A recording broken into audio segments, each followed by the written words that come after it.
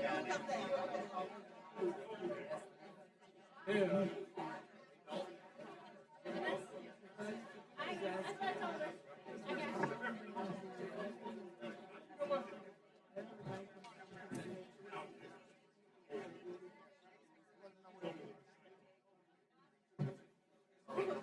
They feel good.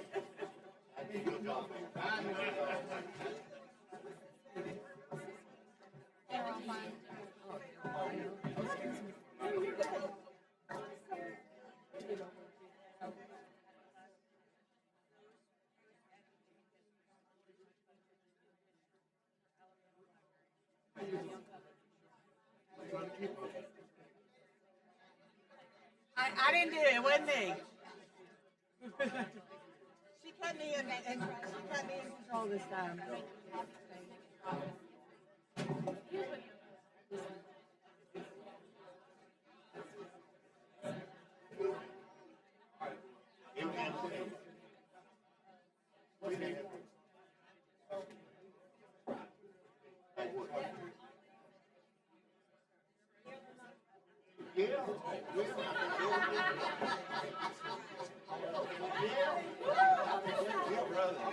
Oh, we're feeling like spring today. Oh, we got two in here. I'm gonna leave this right here.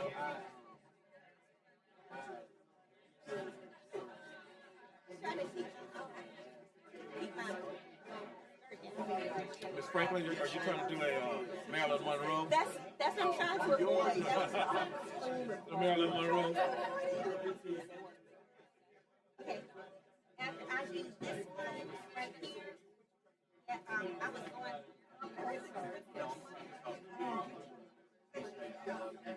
I just disagree.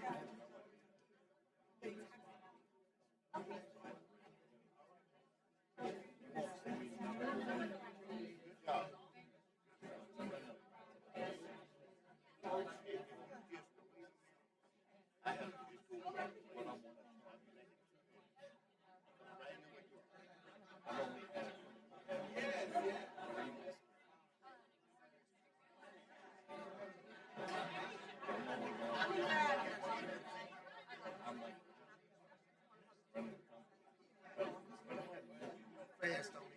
You said what now?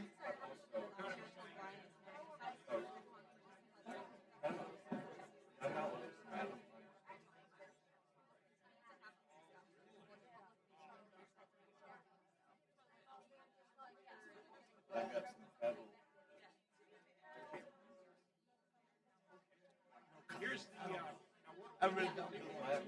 Yeah, as I told you, I don't know where that statement comes from. I'll get his name off of here. Oh, okay. So here's the thing, now that that's done. Carol just told me that it's even been canceled. And the reason we got canceled.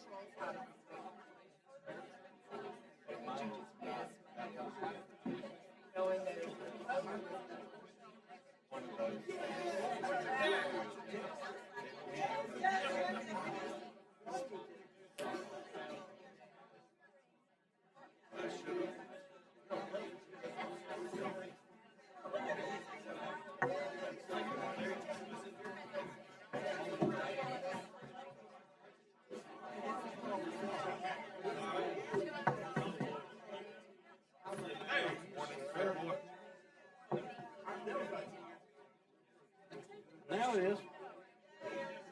Yeah, I signed you in, and Emily just scratched you off. So.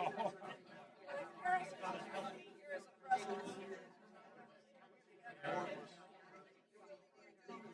Oh, Well, that's why I wore my belt. why would we? Why would we?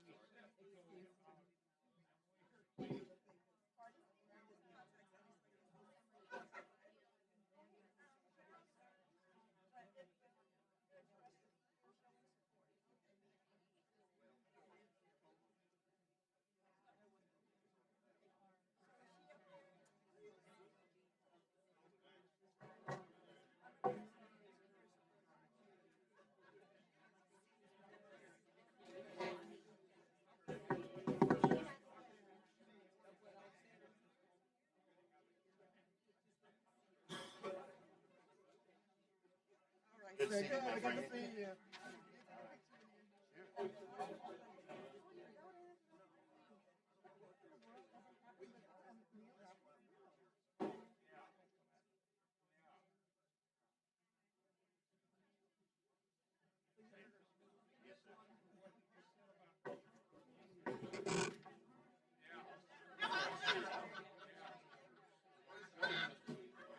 Good afternoon, ladies and gentlemen. We're ready to get started. Clerk, would you call the roll? Senator Albritton, Here. Senator Chambliss, Senator Beasley, Senator Coleman, Senator Coleman Madison, Senator Elliott, Senator Gavan, Senator Jones, Senator Kelly, Senator Livingston, Senator Orr, Senator Price, Senator Shelnut, Senator Stewart, Senator Stutz, Senator Weaver. We have a quorum. We'll move forward. We had a public hearing that was scheduled, but I think that's been removed. We'll get to that as we go through, but so we'll move down. Clerk, call the first bill. SB 272, Senator Albritton. Thank you. 272 is a bill that's come from the administration basically to clean up or allow further bond issues and such as been out there for a while. If you read it, it's 2 or 3 pages and you see the changes there. Any questions that we have on that? We have a motion and a second. Let's call a long roll. Senator Albritton. Aye. Senator Chambliss. Senator Beasley. Senator Coleman. Senator Coleman Madison. Aye. Senator Elliott. Senator Gavan. Senator Jones. Senator Kelly. Senator Livingston. Senator Orr. Senator Price. Senator Shelnut. Senator Stewart. Senator Stutz.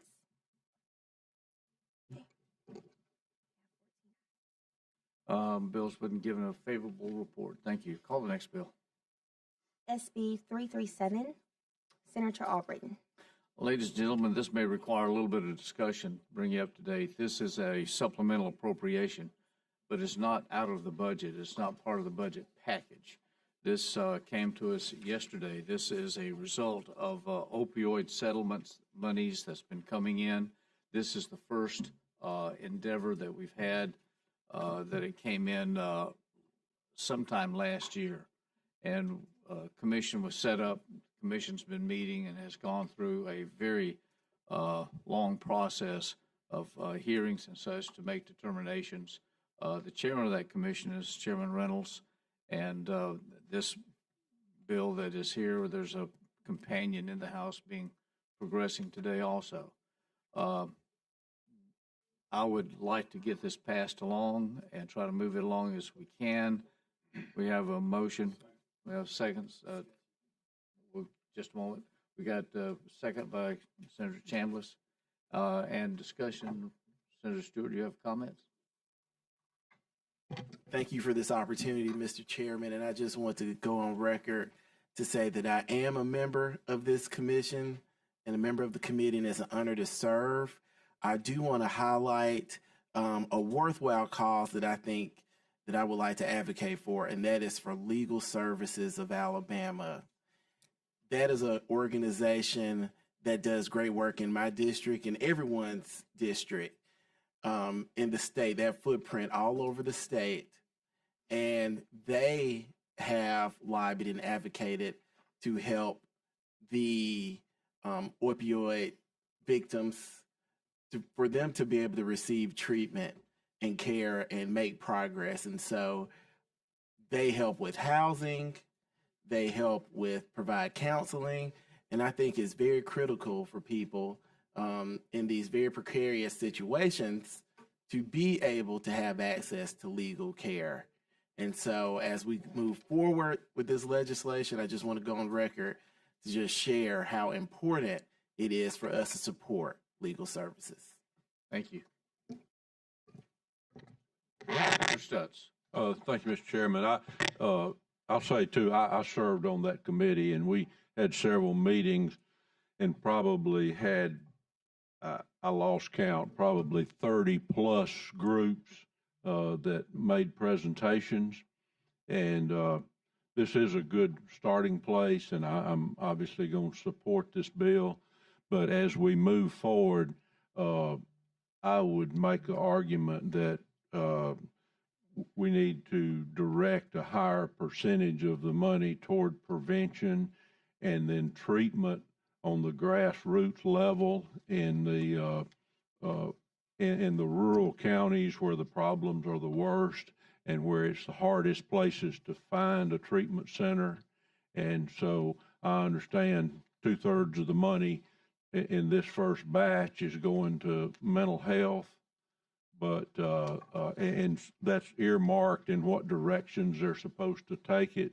But going forward, I don't want to see 2/3 of the money staying in the bureaucracy in Montgomery. I want to see it getting out to community treatment programs. And we heard from, said 30 plus probably of those, wouldn't you guess? And some of them are doing just an outstanding job on a shoestring budget. And I want to see us help those in those areas of the state going forward. But I'm going to support this now to get it moving. But when we come back next year, I want to see more of the money go into grassroots programs. Thank you, sir. I Thank you. appreciate your comments. Mr. Chairman. Senator Jones. Thank you, Mr. Chairman.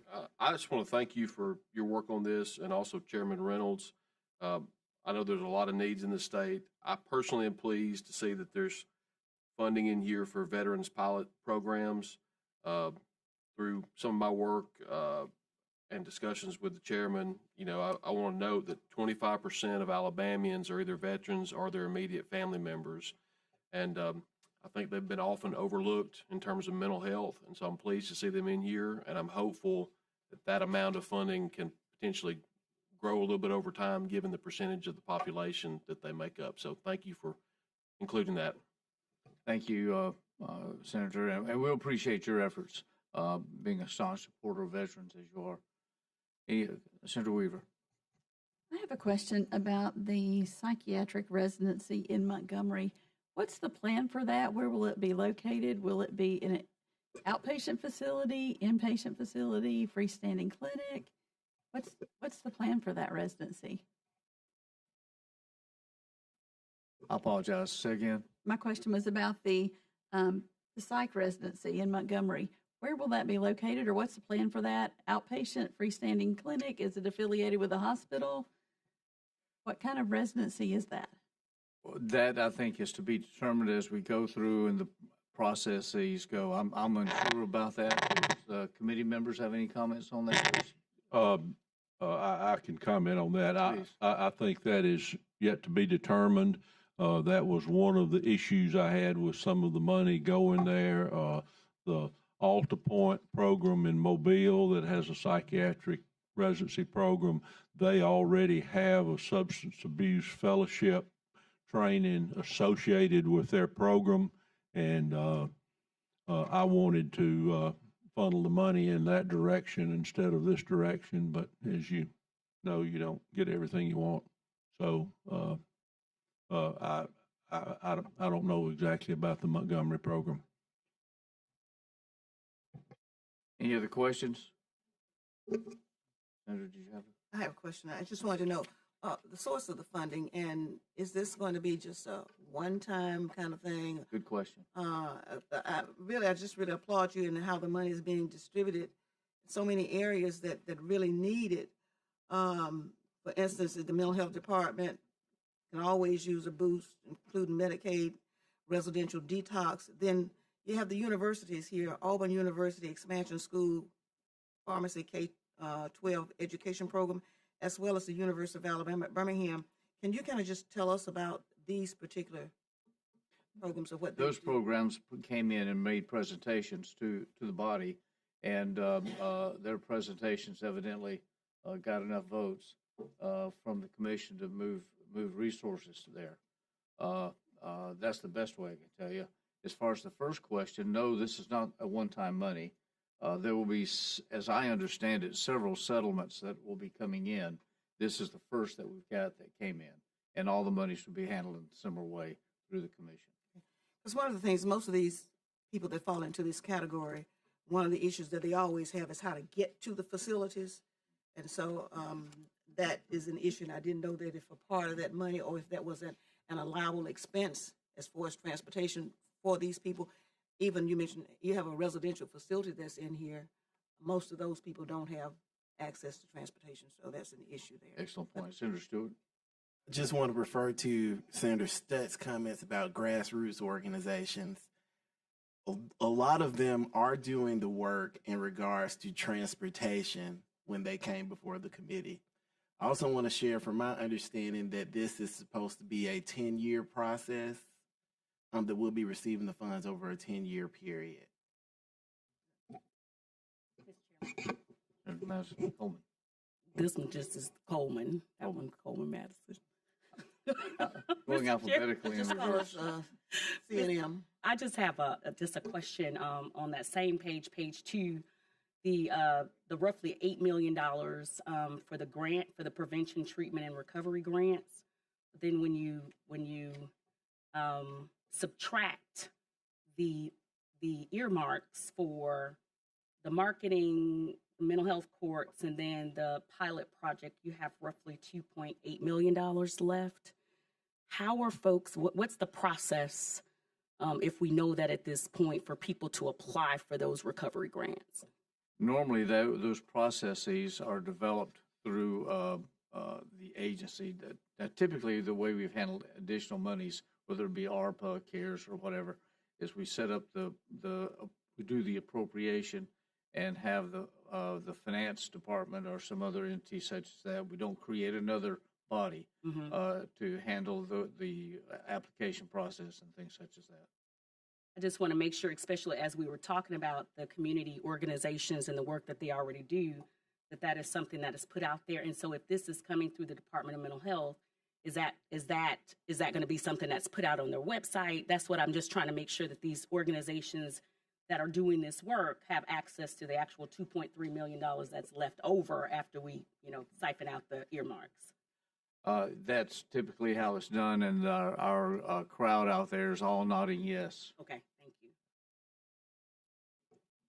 Any other questions, comments? We have a motion and a second. Any objection to previous roll? No objection? Use previous roll. Bill's given a favorable report then. Thank you. Call the next bill. SB 91, Senator Coleman Madison. Senator Coleman Madison. Now, you've had, you're not calling the public hearing, but we have some folks you need to recognize. Yes, sir, I do, and thank you so much. This is SB 91 is a transportation bill. It is a statewide transportation bill. I'm sure that many of you have talked to some of the advocates that have been in the State House really all session advocating for this bill. And we do have several people who are for it. I just ask you to stand, but also we have the director of Birmingham Jefferson County Transit Authority, Ms. Charlotte Shaw, that is here. I see Senator Smithman is standing there. And I would like for her to, if you don't mind, to just, because this is a statewide issue. And this summer, the crowd was so large from all of the counties, most of them rural areas, that came to Birmingham. We have not had a statewide coalition of public transit providers and what it would mean to the state as far as being able to draw down. But they have come together, which is what we have asked over the years, that they come together, because this is not a Jefferson County issue. Could you just tell us about that organization and how it's going to be, how this will impact, if you don't mind? Step to the mic there and go ahead.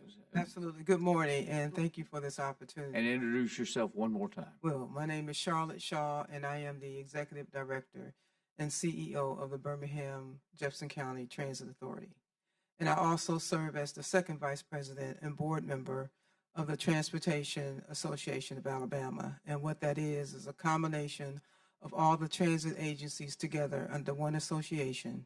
And we represent urban and rural areas as well. And we also had a State of the Transit the beginning of this year in January, where all of us came under one roof with all of our stakeholders to discuss the importance of transit and transportation as part of not only the infrastructure law that we have all benefited from, but also from the awards that we have all benefited from to keep that going in the future as well when that money starts to roll off, which is starting to do that now. We're starting to see a reduction in apportionments now from the infrastructure law. And so to keep the success that we have been experiencing up to this point going, and to keep that additional funding coming in that we had not received anyplace else, we need this bill to pass. Thank you. Thank you. Can you tell us the match as far as what we benefit for every dollar public dollars that we Yes, put in? ma'am. Alabama is the only state that doesn't put anything in public transportation. What the benefits are from the federal government? So every $5 you spend in public transportation, we get a $1 return. So what that means is that we are not just a bus company anymore. Economically, transit companies are now able to be a part of infrastructure changes. We are a part of delivering small business opportunities for increase in economic opportunities for businesses. We're now able to give more jobs. Workforce development is very instrumental in transit as we grow the workforce for the growing need of transportation drivers and operators, which is right now there's a decrease in the industry wide because of competitive pay. And transit systems cannot pay for those drivers that we need, those CDL drivers we need because of the cost. And so all of these returns that we're able to develop right now in terms of economic growth is very instrumental in our industry. And it can only get better if we have the funds to increase this economic growth throughout Alabama. I want to clarify. You said for every $5 we put in $1 return. I think it's the opposite. I'm sorry. I'm sorry. It's the Yes, other way ma'am. around. For every I'm sorry. $1 we put in, Every we get- $1 we put in, we get a $5 return. Okay, That's right. I did want to Exactly. clarify that. That's right. Exactly. Thank you. Mhm. So Absolutely. Senate Bill 91, as you know, we do not have any dedicated funding sources for public transportation. It's crucial because not only in urbanized areas, but I've been fighting this battle for a long time to try to get funding for rural areas, paratransit, jitney buses. We understand that. And this morning we had the Alzheimer's. I know that you all have seen many of them that came by. All of that touches all of our lives. But when someone is sick and has to go to the doctor, it affects that whole family because that person has to take off work to make sure that elderly person can get to the doctor wherever they need to be. Senate Bill 91 adds a $5, just a flat $5 fee to your registration fee for your tags. And this money goes into a fund, a statewide fund. You have the fiscal note that is on that is what it would generate. But many of the counties and cities would like to operate small buses for paratransit for senior citizens to get people with disabilities and things like this. They do not have the monies for that. This is a source because most of it requires, all of it, federal government requires a match. This would be the local match that they could be able to put up. And annually, this would bring in $26 million annually to this fund. Again, this is a statewide fund that every county would be able to participate. So basically, Mr. Chairman, I move adoption of the bill if there's no questions.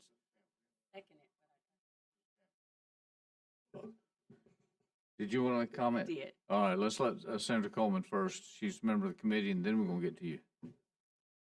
I was going back and forth and see that I want to defer to the dean.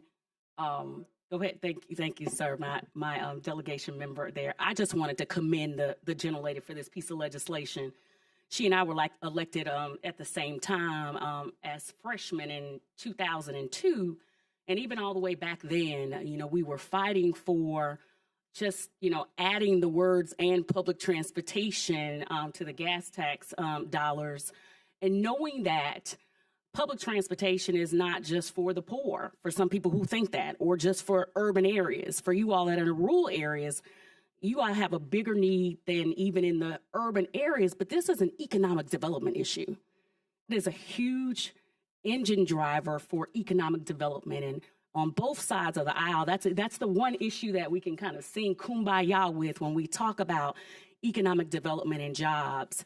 And so we've missed out. I remember there was a time when Senator Shelby, as this senior member of Congress, allocated $87 million for us, but we didn't have a match. I just never hope that we make that mistake again. When I think about all that we were talking about then with that 87 million and what it would have ultimately done, where we could have been as far as even light rail in the state of Alabama. For those of us that are driving up and down 65, think about us having the opportunity to just get on the train and come straight here. And then for those of us that are in the Birmingham area, you think about, Senator, there was a time when Atlanta and Birmingham were about the same. And you look at now with the public transportation that they have and the development that they've had, we love sports in the state of Alabama. Look at what all they've been able to bring because of having that access to public transportation. So thank you to the gentlelady. And again, I hope we don't make that mistake again of missing out on the federal funds that are available to the state of Alabama because we don't have the match. Senator Beasley. Thank you, Mr. Chairman. I want to applaud the senator for bringing the bill as well. I represent a lot of a rural part of the state, and I know firsthand a lot of folks that have medical appointments, and they have to pay somebody to transport them from 50, 60 miles in any medical need. My question is, how will the Transit Authority establish providing the transportation in the rural area? Yes. It's really up to each county or city to determine what their transportation system looks like. Everybody doesn't need a transit system such as in Birmingham because we're closely compacted, more organized. And really you have about, I guess, maybe about 6 larger companies: Mobile, Montgomery, Birmingham. As one is Dothan. I'm missing another larger one. But basically, the majority of transportation are smaller companies. And that's where the need is. They determine their own. They work with their MPOs, they work with their county and city government. They determine what their transportation system looks like. But we know that there's a need. The gathering was so large that it had to be held at the Museum of Art in their auditorium, and that is a large auditorium. It was packed. I just thought I was just going there, just a few people.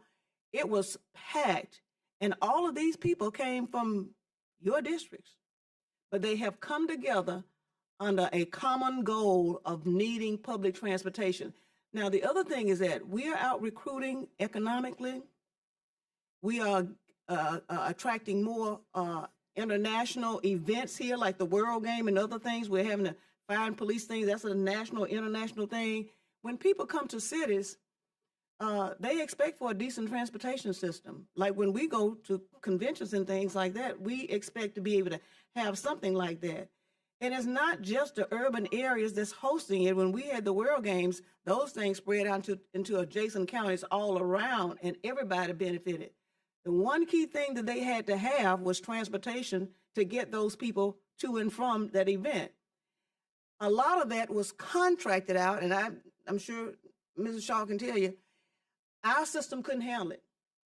We had to contract and pay people from Atlanta and other people to bring in their buses to transport our people.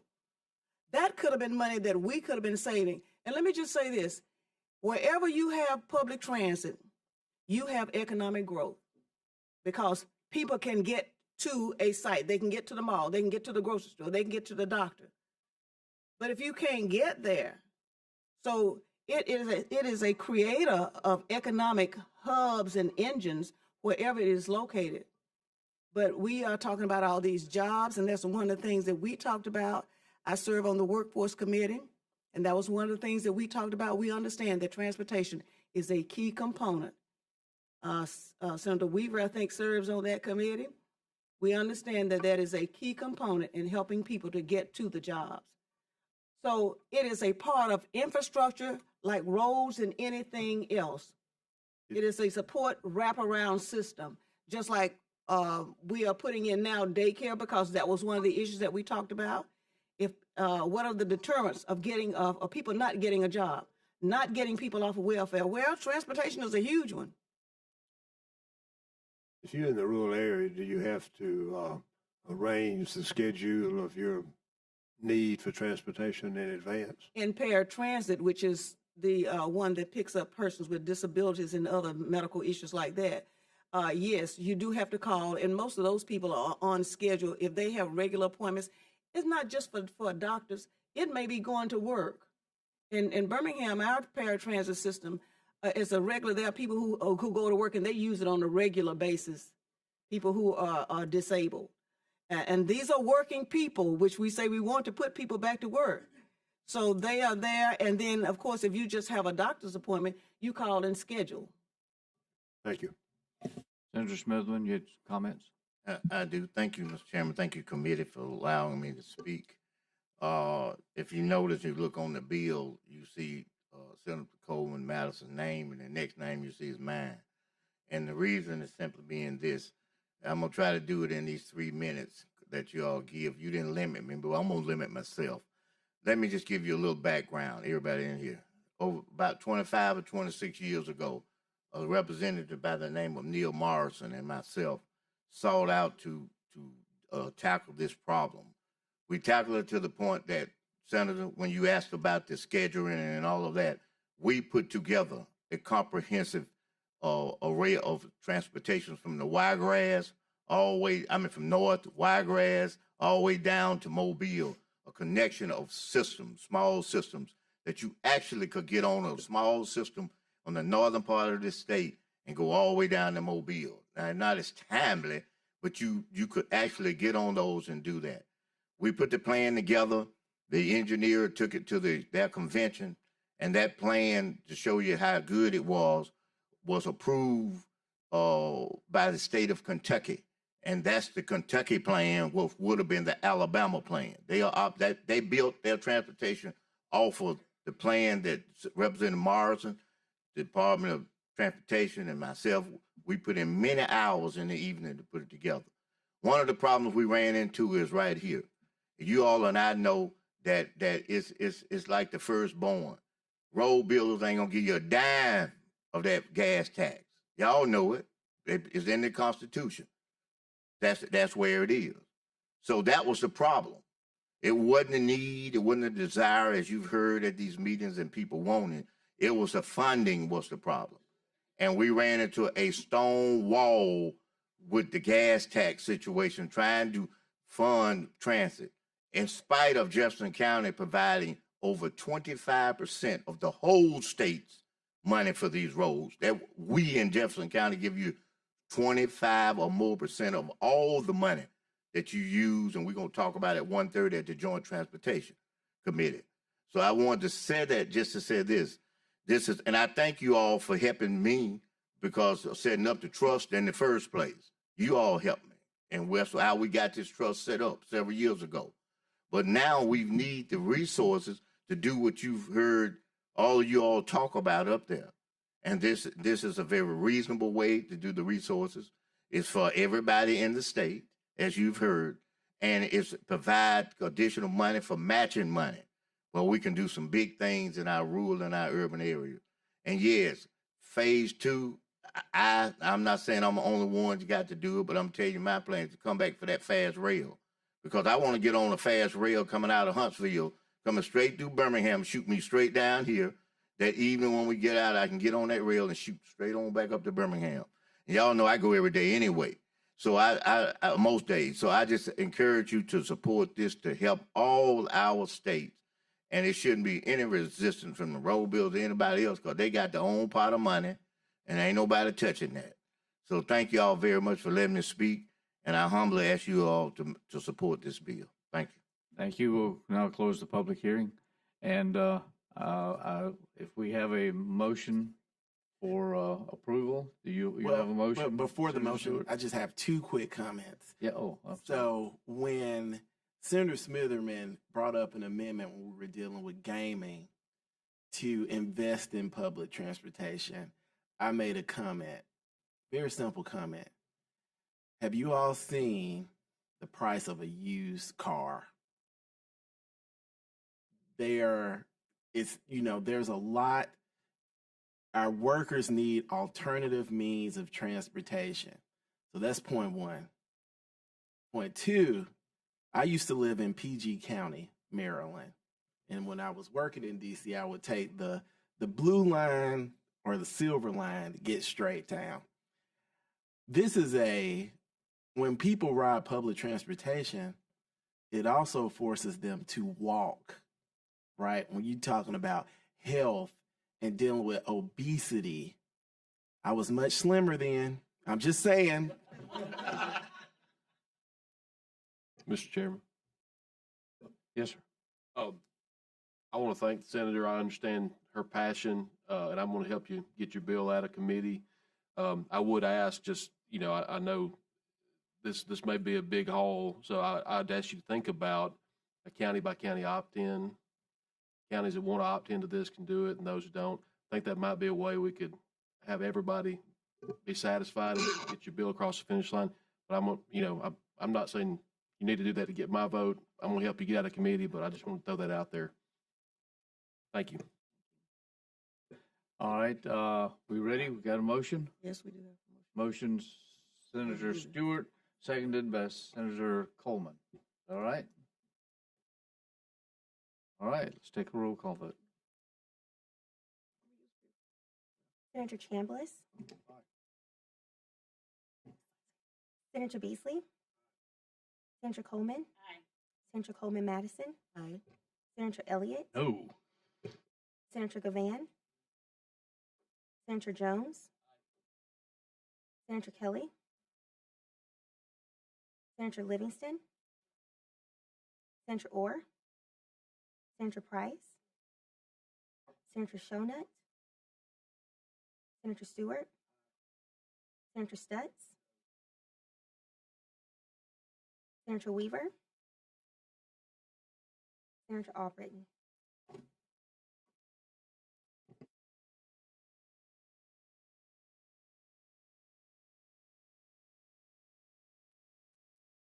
He must be the tiebreaker.